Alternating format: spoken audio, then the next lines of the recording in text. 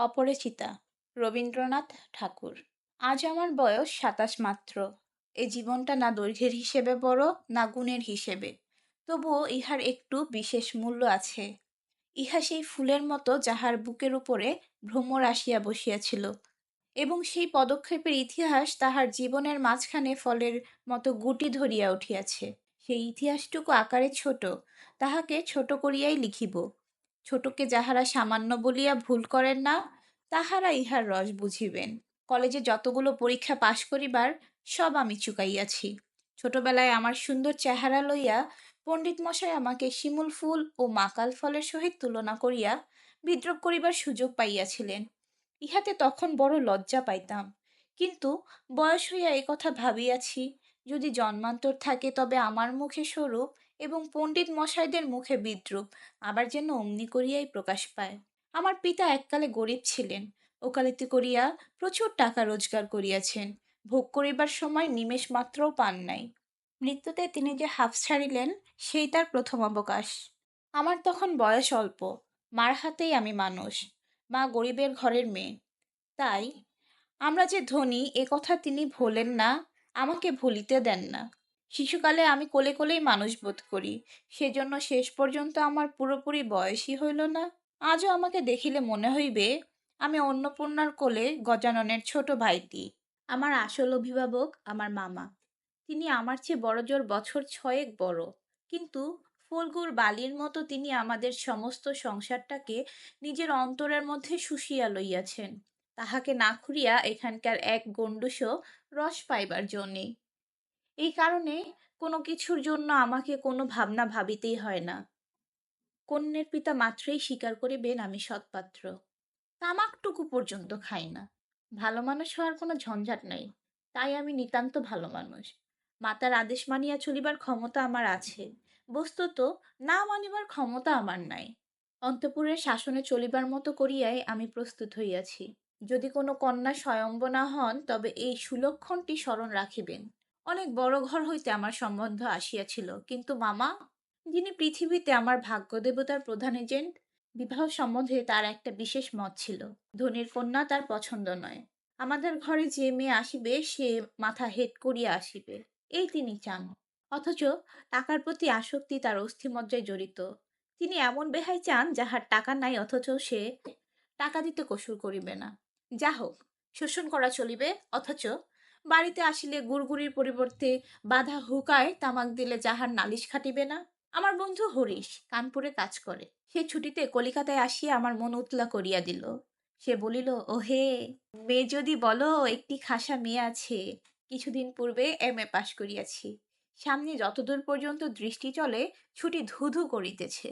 পরীক্ষা নাই, উমেদেরি নাই, চাকরি নাই, নিজের বিষয় দেখিবার চিন্তাও নাই, শিক্ষা নাই, ইচ্ছাও নাই। থাকিবার মধ্যেও ভেতরে আছেন মা এবং বাহিরে আছেন মামা। এই আকাশের মরুভূমির মধ্যে আমার হৃদয় তখন বিশ্বব্যাপী নারী রূপের মরীচিকা দেখিতেছিল। আকাশে তাহার দৃষ্টি, বাতাসে তাহার নিঃশ্বাস, তরু মর্মরে তার গোপন কথা। এমন সময় হরিশ আসিয়া বলিল, মেয়ে যদি বলো তবে। আমার শরীর মন বসন্ত বাতাসে বকুল বনের নবপল্লব রাশির মতো কাঁপিতে কাঁপিতে আলো ছায়া বুনিতে লাগিল। হরিশ মানুষটা ছিল রসিক, রস দিয়া বর্ণনা করিবার শক্তি তাহার ছিল, আর আমার মন ছিল তৃষার্ত। আমি হরিশকে বলিলাম, একবার মামার কাছে কথাটা পারিয়া দেখো। হরিশ আসর জমাইতে অদ্বিতীয়, তাই সর্বত্রই তাহার খাতির। মামাও তাহাকে পাইলে ছাড়িতে চান না। কথাটা তার বৈঠকে উঠিল। মেয়ের চেয়ে মেয়ের বাপের খবরটাই তাহার কাছে গুরুতর। বাপের অবস্থা তিনি যেমনটি চান তেমনই। এককালে ইহাদের বংশে লক্ষ্মীর মঙ্গল ঘট ভরা ছিল, এখন তাহা শূন্য বলিলেই হয়, অথচ তলায় সামান্য কিছু বাকি। দেশে বংশমর্যাদা রাখিয়া চলা সহজ নয় বলিয়া ইনি পশ্চিমে গিয়া বাস করেন, সেখানে গরিব গৃহস্থের মতোই থাকেন। একটি মেয়ে ছাড়া আর নাই, সুতরাং তাহারই পশ্চাতে লক্ষ্মীর ঘরটি একেবারে উপর করিয়া দিতে দ্বিধা হইবে না, এসব ভালো কথা। কিন্তু মেয়ের বয়স যে 15, তাই শুনিয়া মামার মন ভার হইল। বংশে তো কোনো দোষ নাই, না, দোষ নাই। বাপ কোথাও তার মেয়ের যোগ্য বর খুঁজিয়া পান না। একে তো বরের হাট মহার্ঘ, তাহার পরে ধনুক ভাঙা পণ। কাজেই বাপ কেবলই সবুর করিতেছেন, কিন্তু মেয়ের বয়স যে সবুর করিতেছে না। যাই হোক, হরিশের সরস রসনার গুণ আছে। মামার মন নরম হইল। বিবাহের ভূমিকা অংশটা নির্বিঘ্নে সমাধা হইয়া গেল। কলিকাতার বাহিরে বাকি যে পৃথিবীটা আছে সমস্তটাই মামা আন্দামান দ্বীপের অন্তর্গত বলিয়া জানেন। জীবনে একবার বিশেষ কাজে তিনি কেন্নগর পর্যন্ত গিয়েছিলেন। মামা যদি মনু হইতেন তবে তিনি হাবড়ার পুল পার হওয়াটাকে তাহার সংহিতায় একেবারে নিষেধ করিয়া দিতেন। মনের ইচ্ছা ছিল নিজের চোখে মেয়ে দেখিয়া আসিব, সাহস করিয়া প্রস্তাব করিতে পারিলাম না। কন্যাকে আশীর্বাদ করিবার জন্য যাহাকে পাঠানো হইল সে আমাদের বিনু দাদা, আমার পিস্তুত ভাই। তাহার মতো রুচি এবং দক্ষতার উপরে আমি 16 আনা নির্ভর করিতে পারি। বিনুদা ফিরিয়া আসিয়া বলিলেন, মন্দ নয় হে, খাঁটি সোনা বটে। বিনুদাদার ভাষাটা অত্যন্ত আর্ট। যেখানে আমরা বলি চমৎকার সেখানে তিনি বলেন চলনসই। অতএব বুঝিলাম আমার ভাগ্যে প্রজাপতির সঙ্গে পঞ্চস্বরের কোনো বিরোধ নাই।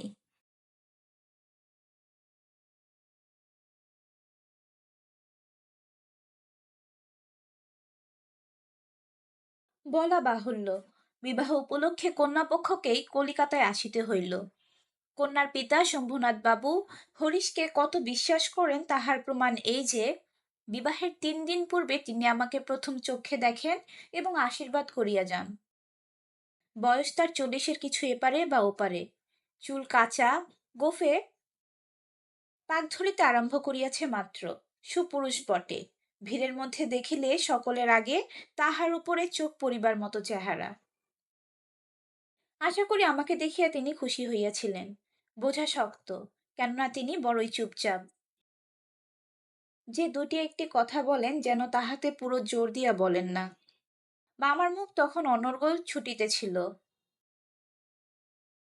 ধনে মানে আমাদের স্থান যে শহরের কারো চেয়ে কম নয়, সেইটাকেই তিনি নানা প্রসঙ্গে প্রচার করিতেছিলেন। শম্ভুনাথ বাবু এই কথায় একেবারে যোগই দিলেন না। কোনো ফাঁকে একটা হু বা হ্যাঁ কিছুই শোনা গেল না। আমি হইলে দমিয়া যাইতাম, কিন্তু মামাকে দমানো শক্ত। তিনি শম্ভুনাথ বাবুর চুপচাপ ভাব দেখিয়া ভাবিলেন লোকটা নিতান্ত নির্জীব, একেবারে কোনো তেজ নাই। বেহাই সম্প্রদায়ের আর যাই থাক, তেজ থাকাটা দোষের। অতএব মামা মনে মনে খুশি হইলেন। শম্ভুনাথ বাবু যখন উঠিলেন তখন মামা সংক্ষেপে উপর হইতেই তাকে বিদায় করিলেন, গাড়িতে তুলিয়া দিতে গেলেন না। পণ সম্বন্ধে দুই পক্ষে পাকাপাকি কথা ঠিক হইয়া গিয়াছিল। মামা নিজেকে অসামান্য চতুর বলিয়াই অভিমান করিয়া থাকেন। কথাবার্তায় কোথাও তিনি কিছু ফাঁক রাখেন নাই। টাকার অঙ্ক তো স্থির ছিলই, তারপরে গহনা কত ভরির এবং সোনা কত দর হইবে সেও একেবারে বাধাবাধি হইয়া গিয়াছিল। আমি নিজে এ সমস্ত কথার মধ্যে ছিলাম না, জানিতাম না দেনা পাওনা কি স্থির হইল। মনে জানিতাম এই স্থূল অংশটাও বিবাহের একটা প্রধান অংশ, এবং সে অংশের ভার যার উপরে তিনি এক করাও ঠকিবেন না। বস্তুত আশ্চর্য পাকা লোক বলিয়া মামা আমাদের সমস্ত সংসারের প্রধান গর্বের সামগ্রী। যেখানে আমাদের কোনো সম্বন্ধ আছে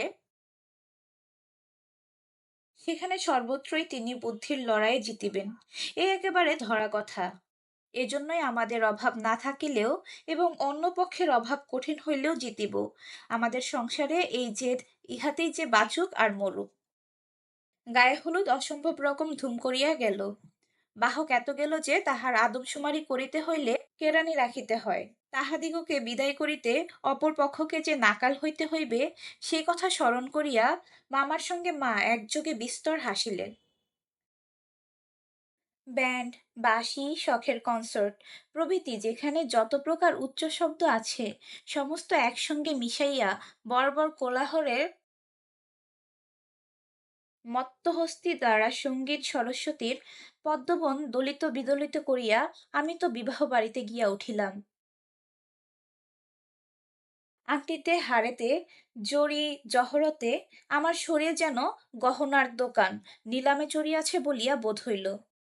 তাহাদের ভাবি জামাইয়ের মূল্য কত সেটা যেন কতক পরিমাণে সর্বাঙ্গে স্পষ্ট করিয়া লিখিয়া ভাবি শ্বশুরের সঙ্গে মোকাবেলা করিতে চাইছিলাম। মামা বিবাহ বাড়িতে ঢুকিয়া খুশি হইলেন না। একে তো উঠানটাতে বরযাত্রীদের জায়গা সংকুলান হওয়াই শক্ত, তাহার পরে সমস্ত আয়োজন নিতান্ত মধ্যম রকমের। ইহার পরে শম্ভুনাথ বাবুর ব্যবহারটাও নেহাত ঠান্ডা। তার বিনয়টা অজস্র নয়।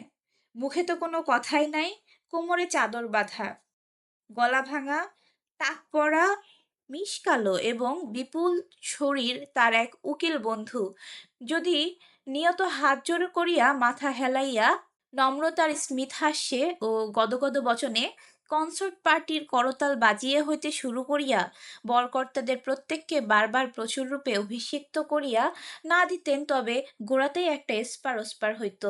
আমি সভায় বসিবার কিছুক্ষণ পরেই মামা শম্ভুনাথ বাবুকে পাশের ঘরে ডাকিয়া লইয়া গেলেন। কি কথা হইল জানি না। কিছুক্ষণ পরেই শম্ভুনাথ বাবু আমাকে আসিয়া বলিলেন, বাবাজি, একবার এইদিকে আসতে হচ্ছে। ব্যাপারখানা এই, সকলের না হোক, কিন্তু কোনো কোনো মানুষের জীবনের একটা কিছু লক্ষ্য থাকে। মামার একমাত্র লক্ষ্য ছিল তিনি কোনো মতেই কারো কাছে ঠকিবেন না। তার ভয় তার বেহাই তাকে গহনায় ফাঁকি দিতে পারেন। বিবাহ কার্য শেষ হইয়া গেলে সে ফাঁকির আর প্রতিকার চলিবে না। বাড়ি ভাড়া, সগাত, লোকবিদায় প্রভৃতি সম্বন্ধে যেরকম টানাটানির পরিচয় পাওয়া গেল, তাহাতে মামা ঠিক করিয়াছিলেন দেওয়া থোয়া সম্বন্ধে এ লোকটির শুধু মুখের কথার উপর ভর করা চলিবে না। সেই জন্য বাড়ির শেকরাকে শুদ্ধ সে আনিয়াছিলেন।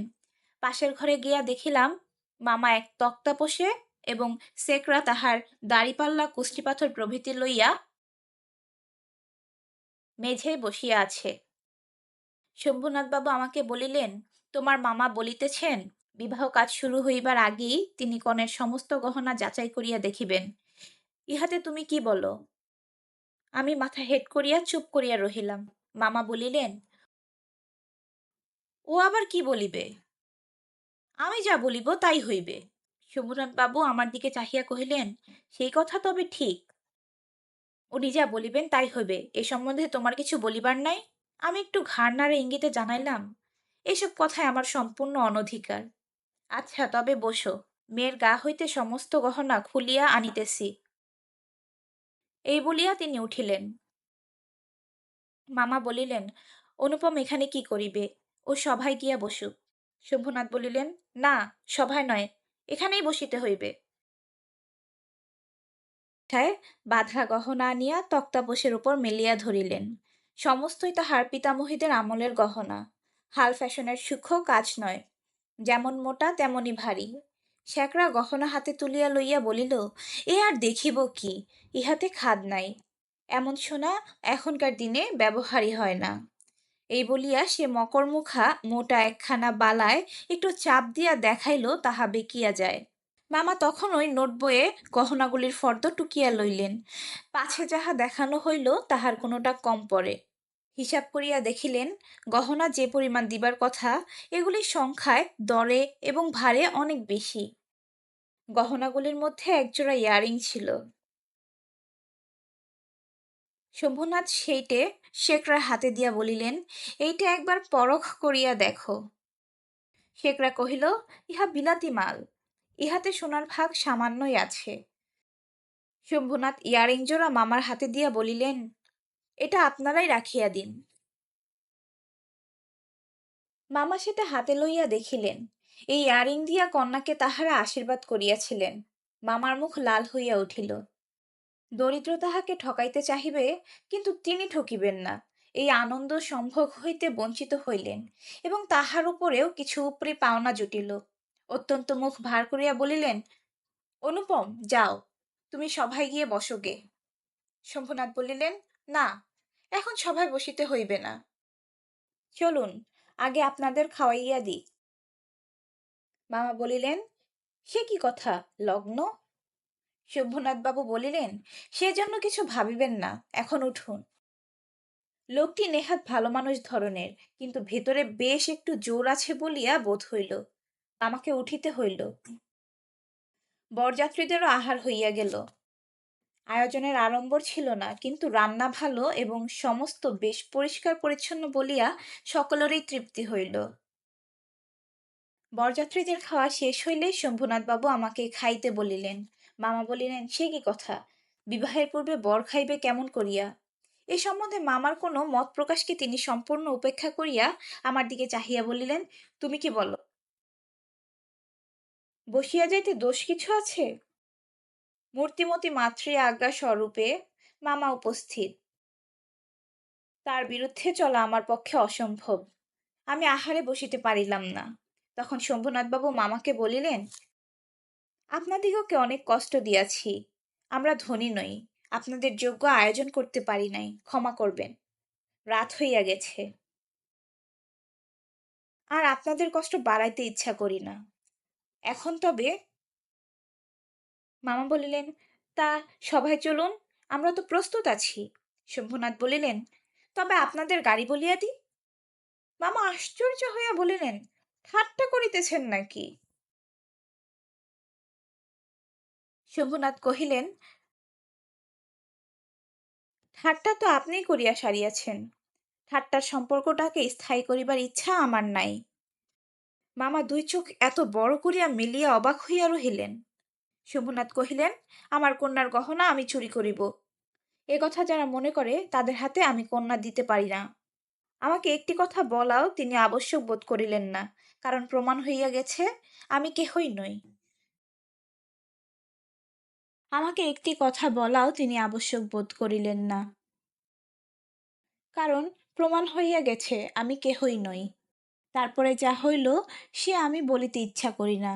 ঝড় লণ্ঠন ভাঙিয়া চুরিয়া, জিনিসপত্র লণ্ডভণ্ড করিয়া বরযাত্রের দল দক্ষযজ্ঞের পালা সারিয়া বাহির হইয়া গেল। বাড়ি ফিরিবার সময় ব্যান্ড, রসনচৌকি ও কনসার্ট একসঙ্গে বাজিল না, এবং অভ্রের ঝাড়গুলো আকাশের তারার উপর আপনাদের কর্তব্য বরাদ দিয়া কোথায় যে মহানির্মাণ লাভ করিল সন্ধান পাওয়া গেল না। বাড়ির সকলেতে রাগিয়া আগুন। কন্যার পিতার এত গুমর, কলিজে চারপোয়া হইয়া আসিল। সকলে বলিল, দেখি মেয়ের বিয়ে দেন কেমন করিয়া। কিন্তু মেয়ের বিয়ে হইবে না এই ভয় যার মনে নাই, তার শাস্তির উপায় কি? মস্ত বাংলাদেশের মধ্যে আমিই একমাত্র পুরুষ যাহাকে কন্যার বা বিবাহের আসর হইতে নিজে ফিরাইয়া দিয়াছে। এত বড় সৎপাত্রের কপালে এত বড় কলঙ্কের দাগ কোন নষ্টগ্রহ এত আলো উজ্জ্বল জ্বালাইয়া বাজনা বাজাইয়া সমারোহ করিয়া আঁকিয়া দিল? বরযাত্রীরা এই বলিয়া কপাল চাপড়াইতে লাগিল যে বিবাহ হইল না, অথচ আমাদের ফাঁকি দিয়া খাওয়াইয়া দিল। পাকযন্ত্রটাকে সমস্ত অন্নশুদ্ধ সেটাকে টান মারিয়া ফেলিয়া দিয়া আসিতে পারিলে তবে আফসোস মিটিত। বিবাহের চুক্তিভঙ্গ ও মানহানির দাবিতে নালিশ করিব বলিয়া মামা অত্যন্ত গোল করিয়া বেড়াইতে লাগিলেন। হিতৈষীরা বুঝাইয়া দিল, তাহা হইলে তামাশার যেটুকু বাকি আছে তাহা পুরা হইবে। বলা বাহুল্য, আমিও খুব রাগিয়াছিলাম। কোনো গতিকে শম্ভুনাথ বিষম জব্দ হইয়া আমাদের পায়ে ধরিয়া আসিয়া পড়েন। গোফের রেখায় তা দিতে দিতে এটাই কেবল কামনা করিতে লাগিলাম। কিন্তু এই আক্রোশের কালো রঙের স্রোতের পাশাপাশি আর একটা স্রোত বহিতেছিল, যেটার রং একেবারেই কালো নয়। সমস্ত মন যে সেই অপরিচিতার পানে ছুটিয়া গিয়াছিল, এখনো যে তাহাকে কিছুতেই টানিয়া ফিরাইতে পারি না। দেয়ালটুকুর আড়ালে রহিয়া গেল গো। কপালে তার চন্দনাকা, গায়ে তার লাল শাড়ি, মুখে তার লজ্জার রক্তিমা, হৃদয়ের ভিতর কি যে তা কেমন করিয়া বলিব?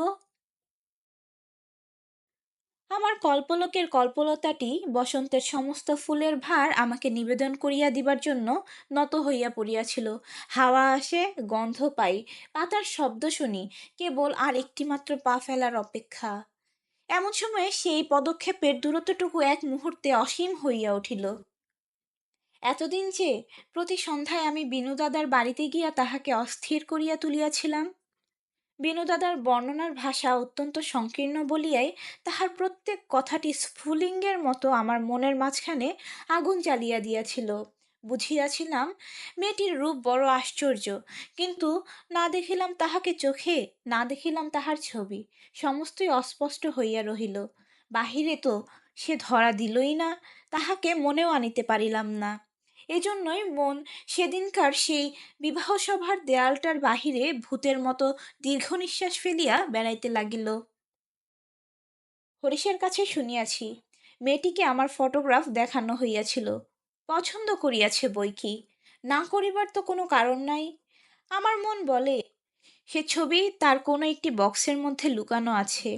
একলা ঘরে দরজা বন্ধ করিয়া এক একদিন নিরালা দুপুরবেলায় সে কি সেটি খুলিয়া দেখে না? যখন ঝুঁকিয়া পড়িয়া দেখে, তখন ছবিটির উপরে কি তার মুখের দুই ধার দিয়া এলো চুল আসিয়া পড়ে না? হঠাৎ বাহিরে কারো পায়ের শব্দ পাইলে সে কি তাড়াতাড়ি তার সুগন্ধ আঁচলের মধ্যে ছবিটিকে লুকাইয়া ফেলে না? দিন যায়, একটা বৎসর গেল, মামা তো লজ্জায় বিবাহ সম্বন্ধে কথা তুলিতেই পারেন না। মার ইচ্ছা ছিল আমার অপমানের কথা যখন সমাজের লোকে ভুলিয়া যাইবে তখন বিবাহের চেষ্টা দেখিবেন। এদিকে আমি শুনিলাম মেয়ের নাকি ভালো পাত্র জুটিয়াছিল, কিন্তু সে পণ করিয়াছে বিবাহ করিবে না। শুনিয়া আমার মন পুলকের আবেশে ভরিয়া গেল। আমি কল্পনায় দেখিতে লাগিলাম সে ভালো করিয়া খায় না, সন্ধ্যা হইয়া আসে সে চুল বাঁধিতে ভুলিয়া যায়, তার বাপ তার মুখের পানে চান আর ভাবেন আমার মেয়ে দিনে দিনে এমন হইয়া যাইতেছে কেন? হঠাৎ কোনোদিন তার ঘরে আসিয়া দেখেন মেয়ের দুই চক্ষু জলে ভরা। জিজ্ঞাসা করেন, মা, তোর কি হয়েছে বল আমাকে। মেয়ে তাড়াতাড়ি চোখের জল মুছিয়া বলে, কই কিছুই তো হয়নি বাবা। বাপের এক মেয়ে যে বড় আদরের মেয়ে, যখন অনাবৃষ্টির দিনে ফুলের কুড়িটির মতো মেয়ে একেবারে বিমর্ষ হইয়া পড়িয়াছে, তখন বাপের প্রাণে আর সহিল না। তখন অভিমান ভাসাইয়া দিয়া তিনি ছুটিয়া আসিলেন আমাদের দ্বারে। তারপরে তারপরে মনের মধ্যে সেই যে কালো রঙের ধারাটা বহিতেছে, সে যেন কালো সাপের মতো রূপ ধরিয়া ফোঁস করিয়া উঠিল। সে বলিল, বেশ তো, আরেকবার বিবাহের আসর সাজানো হোক, আলো জ্বলুক, দেশ বিদেশের লোকের নিমন্ত্রণ হোক, তারপরে তুমি বরের টুপর পায়ে দলিয়া দলবল লইয়া সভা ছাড়িয়া চলে এসো। কিন্তু যে ধারাটি চোখের জলের মতো শুভ্র, সে রাজহংসের রূপ ধরিয়া বলিল, যেমন করিয়া আমি একদিন দময়ন্তীর পুষ্পবনে গিয়াছিলাম, তেমন করিয়া আমাকে একবার উড়িয়া যাইতে দাও। আমি বিরহিণীর কানে কানে একবার সুখের খবরটা দিয়া আসি গে। তারপরে তারপরে দুঃখের রাত পোহাইল, নববর্ষার জল পড়িল, ম্লান ফুলটি মুখ তুলিল। এবারে সেই দেয়ালটার বাহিরে রহিল সমস্ত পৃথিবী আর সবাই, আর ভিতরে প্রবেশ করিল একটি মাত্র মানুষ। তারপরে তারপরে আমার কথাটি ফুরালো, কিন্তু কথা এমন করিয়া ফুরাইল না। যেখানে আসিয়া তাহা অফুরান হইয়াছে, সেখানকার বিবরণ একটুখানি বলিয়া আমার এ লেখা শেষ করিয়া দিই। মাকে লইয়া তীর্থে চলিয়াছিলাম, আমার উপরেই ভার ছিল, কারণ মামা এবারেও হাবড়ার পুল পার হন নাই। রেলগাড়িতে ঘুমাইতেছিলাম, ঝাঁকানি খাইতে খাইতে মাথার মধ্যে নানা প্রকার এলোমেলো স্বপ্নের ঝুমঝুমি বাজিতেছিল। হঠাৎ একটা কোন স্টেশনে জাগিয়া উঠিলাম, আলোতে অন্ধকার মেশা সেও এক স্বপ্ন। কেবল আকাশের তারাগুলি চিরপরিচিত, আর সবই অজানা অস্পষ্ট। স্টেশনের দ্বীপ কয়টা খাড়া হইয়া দাঁড়াইয়া আলো ধরিয়া এই পৃথিবীটা যে কত অচেনা, এবং যাহা চারিদিকে তাহা যে কতই বহুদূরে, তাহাই দেখাইয়া দিতেছে। গাড়ির মধ্যে মা ঘুমাইতেছেন, আলোর নিচে সবুজ পর্দা টানা, তোরঙ্গ বাক্স জিনিসপত্র সমস্তই কে কার ঘাড়ে এলোমেলো হইয়া রহিয়াছে, তাহারা যেন স্বপ্নলোকের উলটপালট আসবাব। সবুজ প্রদোষের মিটিমিটি আলোতে থাকা এবং না থাকার মাঝখানে কেমন একরকম হইয়া পড়িয়া আছে। এমন সময় সেই অদ্ভুত পৃথিবীর অদ্ভুত রাতে কে বলিয়া উঠিল, শিগগির চলে আয়, এ গাড়িতে জায়গা আছে। মনে হইল যেন গান শুনিলাম। বাঙালি মেয়ের গলায় বাংলা কথা যে কি মধুর, তাহা এমনি করিয়া অসময়ে অজায়গায় আচমকা শুনিলে তবে সম্পূর্ণ বুঝিতে পারা যায়। কিন্তু এই গলাটিকে কেবলমাত্র মেয়ের গলা বলিয়া একটি শ্রেণীভুক্ত করিয়া দেয়া চলে না। এ কেবল একটি মানুষের গলা, শুনিলেই মন বলিয়া ওঠে, এমন তো আর শুনি নাই। চিরকাল গলার স্বর আমার কাছে বড় সত্য। রূপ জিনিসটি বড় কম নয়, কিন্তু মানুষের মধ্যে যাহা অন্তরতম এবং অনির্বচনীয়, আমার মনে হয় কণ্ঠস্বর যেন তারই চেহারা। আমি তাড়াতাড়ি গাড়ির জানালা খুলিয়া বাহিরে মুখ বাড়াইয়া দিলাম, কিছুই দেখিলাম না। প্ল্যাটফর্মের অন্ধকারে দাঁড়াইয়া গার্ড তাহার এক চক্ষু লণ্ঠন নাড়িয়া দিল। গাড়ি চলিল। আমি জানালার কাছে বসিয়া রহি। আমার চোখের সামনে কোনো মূর্তি ছিল না, কিন্তু হৃদয়ের মধ্যে আমি একটি হৃদয়ের রূপ দেখিতে লাগিলাম। সে যেন এই তারাময়ী রাত্রির মতো আবৃত করিয়া ধরে, কিন্তু তাহাকে ধরিতে পারা যায় না। ওগো সুর, অচেনা কণ্ঠের সুর, এক নিমেষে তুমি যে আমার চিরপরিচয়ের আসনটির উপরে আসিয়া বসিয়াছ। কি আশ্চর্য পরিপূর্ণ তুমি, চঞ্চলকালের ক্ষুব্ধ হৃদয়ের উপরে ফুলটির মতো ফুটিয়াছ, অথচ তার ঢেউ লাগিয়া একটি পাপড়িও টলে নাই, অপরিমেয় কোমলতায় একটু দাগ পড়ে নাই। গাড়ি লোহার মৃদঙ্গে তাল দিতে দিতে চলিল। আমি মনের মধ্যে গান শুনিতে শুনিতে চলিলাম। তাহার একটিমাত্র ধোঁয়া। গাড়িতে জায়গা আছে? আছে কি? জায়গা আছে কি? জায়গা যে পাওয়া যায় না, কেউ যে কাকেও চেনে না, অথচ সেই না চেনাটুকু যে কুয়াশা মাত্র। সে যে মায়া, সেটা ছিন্ন হলেই যে চেনার আর অন্ত নাই। ওগো সুধাময় সুর, যে হৃদয়ের অপরূপ রূপ তুমি, সে কি আমার চিরকালের চেনা নয়? জায়গা আছে, আছে, শীঘ্র আসিতে ডাকিয়াছ, শীঘ্রই আসিয়াছি। এক নিমিষও দেরি করি নাই। রাত্রে ভালো করিয়া ঘুম হইল না। প্রায় প্রতি স্টেশনে একবার করিয়া মুখ বাড়াইয়া দেখিলাম। ভয় হইতে লাগিল, যাহাকে দেখা হইল না সে পাছে রাত্রে নামিয়া যায়। পরদিন সকালে একটা বড় স্টেশনে গাড়ি বদল করিতে হইবে। আমাদের ফার্স্ট ক্লাসের টিকিট, মনে আশা ছিল ভিড় হইবে না। নামিয়া দেখি প্ল্যাটফর্মে সাহেবদের আর্দালি দল আসবাবপত্র লইয়া গাড়ির জন্য অপেক্ষা করিতেছে। কোনো এক ফৌজের বড় জেনারেল সাহেব ভ্রমণে বাহির হইয়াছেন। 2-3 মিনিট পরেই গাড়ি আসিল। বুঝিলাম ফার্স্ট ক্লাসের আশা ত্যাগ করিতে হইবে। মাকে লইয়া কোন গাড়িতে উঠি সে এক বিষম ভাবনায় পড়িলাম। সব গাড়িতেই ভিড়। দাঁড়ে দাঁড়ে উকি মারিয়া বেড়াইতে লাগিলাম। এমন সময় সেকেন্ড ক্লাসের গাড়ি হইতে একটি মেয়ে আমার মাকে লক্ষ্য করিয়া বলিলেন, আপনারা আমাদের গাড়িতে আসুন না, এখানে জায়গা আছে। আমি তো চমকিয়া উঠিলাম। সেই আশ্চর্য মধুর কণ্ঠ এবং সেই গানেরই ধোঁয়া, জায়গা আছে। ক্ষণমাত্র বিলম্ব না করিয়া মাকে লইয়া গাড়িতে উঠিয়া পড়িলাম। জিনিসপত্র তুলিবার প্রায় সময় ছিল না। আমার মতো অক্ষম দুনিয়ায় নাই। সেই মেয়েটির আমার হাত হইতে তাড়াতাড়ি চলতি গাড়িতে আমাদের বিছানাপত্র টানিয়া লইল। আমার একটা ফটোগ্রাফ তুলিবার ক্যামেরা স্টেশনেই পড়িয়া রহিল, গ্রাহ্যই করিলাম না। তারপরে কি লিখিব জানি না। আমার মনের মধ্যে একটি অখণ্ড আনন্দের ছবি আছে, তাহাকে কোথায় শুরু করিব, কোথায় শেষ করিব, বসিয়া বসিয়া বাক্যের পর বাক্য যোজনা করিতে ইচ্ছা করে না। এবার সেই সুরটিকে চোখে দেখিলাম। তখনও তাহাকে সুর বলিয়াই মনে হইল। মায়ের মুখের দিকে চাহিলাম, দেখিলাম তার চোখে পলক পড়িতেছে না। মেয়েটির বয়স 16 কি 17 হইবে, কিন্তু নবযৌবন ইহার দেহে মনে কোথাও যেন একটুও ভার চাপাইয়া দেয় নাই। ইহার গতি সহজ, দীপ্তি নির্মল, সৌন্দর্যে সূচিত অপূর্ব। ইহার কোনো জায়গায় কিছু জরিমা নাই। আমি দেখিতেছি, বিস্তারিত করিয়া কিছু বলা আমার পক্ষে অসম্ভব। এমনকি সে যে কি রঙের কাপড় কেমন করিয়া পরিয়াছিল তাহাও ঠিক করিয়া বলিতে পারিব না। এটা খুব সত্য যে তার বেশভূষায় এমন কিছুই ছিল না যেটা তাহাকে ছাড়াইয়া বিশেষ করিয়া চোখে পড়িতে পারে। সে নিজের চারিদিকে সকলের চেয়ে অধিক রজনীগন্ধার শুভ্র মঞ্জুরির মতো সরল বৃন্তটির উপরে দাঁড়াইয়া যে গাছে ফুটিয়াছে সে গাছকে সে একেবারে অতিক্রম করিয়া উঠিয়াছে। সঙ্গে 2-3টি ছোট ছোট মেয়ে ছিল।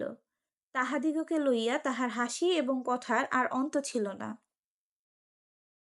আমি হাতে একখানা বই লইয়া সেদিকে কান পাতিয়া রাখিয়াছিলাম। যেটুকু কানে আসিতেছিল সে তো সমস্তই ছেলে মানুষদের সঙ্গে ছেলে মানুষই কথা। তাহার বিশেষত্ব এই যে তাহার মধ্যে বয়সের তফাৎ কিছু মাত্র ছিল না। ছোটদের সঙ্গে সে অনায়াসে এবং আনন্দে ছোট হইয়া গিয়াছিল। সঙ্গে কতকগুলি ছবিওয়ালা ছেলেদের গল্পের বই। তাহারই কোনো একটা বিশেষ গল্প শোনাইবার জন্য মেয়েরা তাহাকে ধরিয়া পড়িল। এ গল্প নিশ্চয়ই তারা ২০-২৫ বার শুনিয়াছে। মেয়েদের কেন যে এত আগ্রহ তাহা বুঝিলাম। সেই সুধাকণ্ঠের সোনার কাঠিতে সকল কথা যে শোনা হইয়া ওঠে। মেয়েটির সমস্ত শরীর মন যে একেবারে প্রাণে ভরা। তার সমস্ত চলায় বলায় স্পর্শে প্রাণ ঠিকরিয়া ওঠে। তাই মেয়েরা যখন তার মুখে গল্প শোনে তখন গল্প নয়, তাহাকেই শোনে। তাহাদের হৃদয়ের উপর প্রাণের ঝর্ণা ঝরিয়া পড়ে। তার সেই উদ্ভাসিত প্রাণ আমার সেদিনকার সমস্ত সূর্যকিরণকে সজীব করিয়া তুলিল।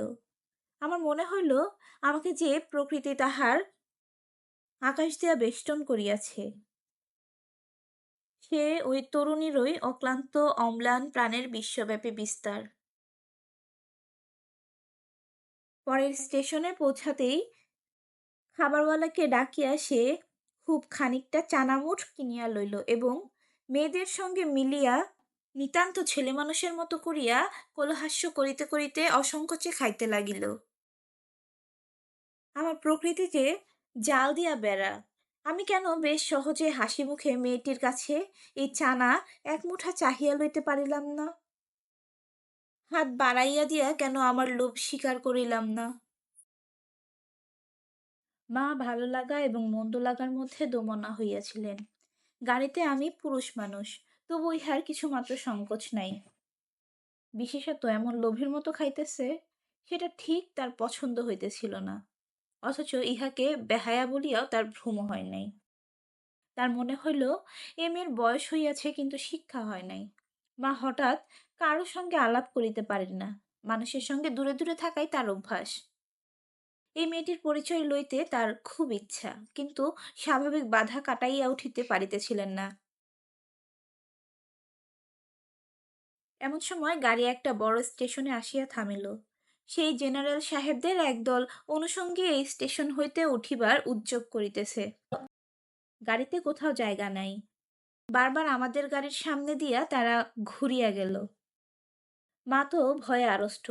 আমিও মনের মধ্যে শান্তি পাইতেছিলাম না। গাড়ি ছাড়িবার অল্পকাল পূর্বে একজন দেশি রেলওয়ে কর্মচারী নাম লেখা দুইখানা টিকিট গাড়ির দুই বেঞ্চের শিওরের কাছে লটকাইয়া দিয়া আমাকে বলিল,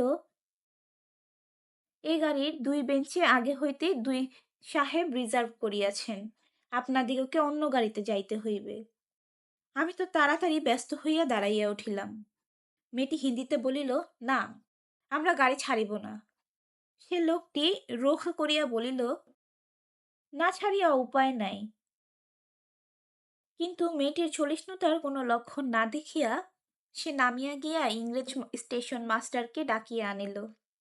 সে আসিয়া আমাকে বলিল, আমি দুঃখিত, কিন্তু শুনিয়া আমি কুলি কুলি করিয়া ডাক ছাড়িতে লাগিলাম। মেয়েটি উঠিয়া দুই চক্ষে অগ্নিবর্ষণ করিয়া বলিল, না, আপনি যাইতে পারিবেন না। যেমন আছেন বসিয়া থাকুন। বলিয়া সে দ্বারের কাছে দাঁড়াইয়া স্টেশন মাস্টারকে ইংরেজি ভাষায় বলিল, এই গাড়ি আগে হইতে রিজার্ভ করা, এ কথা মিথ্যা কথা। বলিয়া নাম লেখা টিকিটটি খুলিয়া প্ল্যাটফর্মে ছুঁড়িয়া ফেলিয়া দিল। ইতিমধ্যে আর্দালি সমেত ইউনিফর্ম পরা সাহেব দ্বারের কাছে আসিয়া দাঁড়াইয়াছে। গাড়িতে সে তার আসবাব উঠাইবার জন্য আর্দালিকে প্রথমে ইশারা করিয়াছিল। তাহার পর মেয়েটির মুখে তাকাইয়া তার কথা শুনিয়া ভাব দেখিয়া স্টেশন মাস্টারকে একটু স্পর্শ করিল এবং তাহাকে আড়ালে লইয়া গিয়া কি কথা হইল জানি না। দেখা গেল গাড়ি ছাড়িবার সময় অতীত হইলেও আর একটা গাড়ি জুড়িয়া তবে ট্রেন ছাড়িল। মেয়েটি তার দলবল লইয়া আবার এক পত্তন চানামুঠ খাইতে শুরু করিল। আর আমি লজ্জায় জানালার বাহিরে মুখ বাড়াইয়া প্রকৃতির শোভা দেখিতে লাগিলাম। কানপুরে গাড়ি আসিয়া থামিল।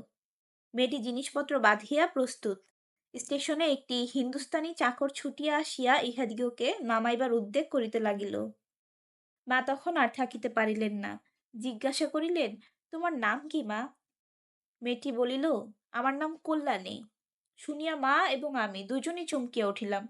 তোমার বাবা? তিনি এখানকার ডাক্তার। তাহার নাম শম্ভুনাথ সেন। তারপরেই সবাই নামিয়া গেল। হাত জোর করিয়াছি, মাথা হেট করিয়াছি, শম্ভুনাথবাবুর হৃদয় গলিয়াছে। কল্যাণী বলে আমি বিবাহ করিব না। আমি জিজ্ঞেস করিলাম, কেন? সে বলিল, মাতৃ আজ্ঞা। কি সর্বনাশ! এ পক্ষেও মাতুল আছে নাকি? তারপরে বুঝিলাম মাতৃভূমি আছে। সে বিবাহ ভাঙার পর হইতে কল্যাণী মেয়েদের শিক্ষার ব্রত গ্রহণ করিয়াছে। কিন্তু আমি আশা ছাড়িতে পারিলাম না। সেই সুরটি যে আমার হৃদয়ের মধ্যে আজও বাজিতেছে। সে যেন কোনো ওপারের বাঁশি আমার সংসারের বাহির হইতে আসিল, সমস্ত সংসারের বাহিরে ডাক দিল। আর সেই যে রাত্রির অন্ধকারের মধ্যে আমার কানে আসিয়াছিল, জায়গা আছে, সে যে আমার চিরজীবনের গানের ধোঁয়া হইয়া রহিল। তখন আমার বয়স ছিল 23, এখন হইয়াছে 27। এখনো আশা ছাড়ি নাই, কিন্তু মাতুলকে ছাড়িয়াছি। নিতান্ত এক ছেলে বলিয়া মা আমাকে ছাড়িতে পারেন নাই।